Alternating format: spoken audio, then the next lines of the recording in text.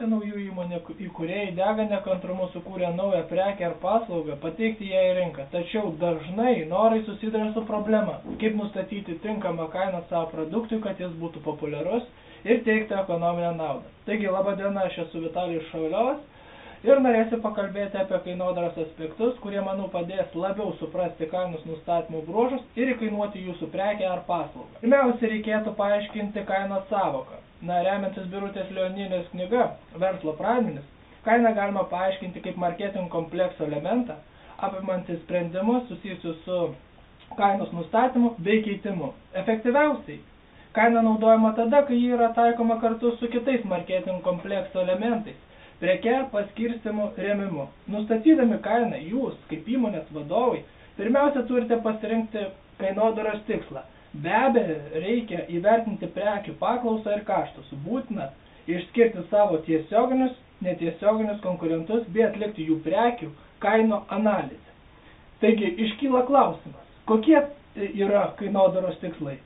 Pirmas iš jų yra išgyvenimas. Šį tikslą įtakoja didelė konkurencija, arba kada dažnai keičiasi vartotojų poreikiai.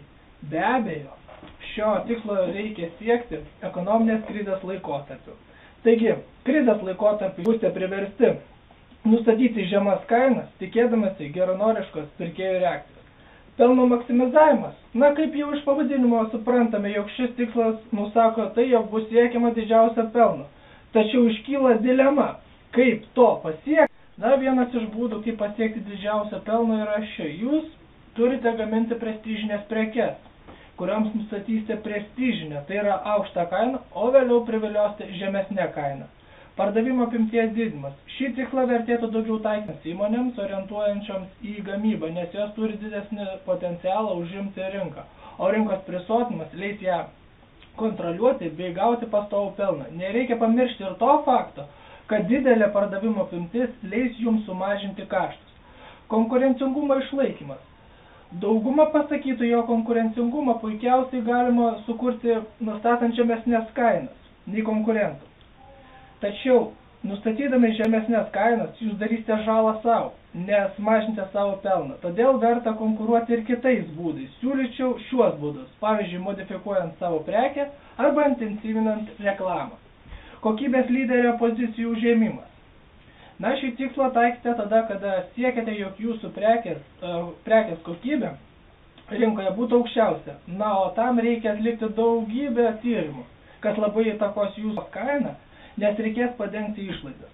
Taigi, jūs įvertinę savo prekės ar paslaugos paklausą, paanalizavę kintamuosius ir pastoviuosius kaštus ir konkurentų prekių kainas, turite atlikti dar vieną labai svarbų sprendimą, yra pasirinkti vieną iš galimų kainos nustatymo metodų. Kaip žinoma, jų yra 3. Orientuota į kaštus, orientuota į paklausą, orientuota į konkurentus. Visuomet jūs sieksite pelningai parduoti savo prekes ir konkuruoti rinkoje. Puiku, jeigu jūs pasirinkote teisingą kainos nustatymo metodą, tačiau reikia įvertinti ir situaciją rinkoje bei tam tikrus veiksnius ir jais pasinaudoti, darant įtaką kainos nustatymui. Kaip pavyzdį galiu paminėti tai, jog jūs įkurti perspektyvę įmonę, kuri gamina ir parduoda naujas prekes itin gerai tenkinančias vartotojų poreikis. Šiuo atveju vertėtų kainą nustatyti aukštą, nes pirkėjai nėra labai jautrus kainai ir jie jūsų prekes pirks siekdami išmėginti. O vėliau kainą mažinkite ir kartu išplėsite pirkėjų ratą. Žinoma, ši strategija netiktų, jeigu jūs siekiate užimti iškart didelį rinkos dalį, tada vertėtų nustatyti nedidelę tą pradinę kainą.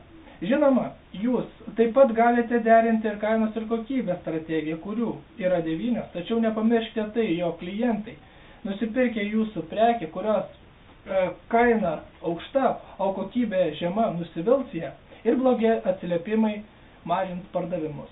Teisingas kainos nustatymas padės jums įgyvendinti tikslus bei gauti pelną.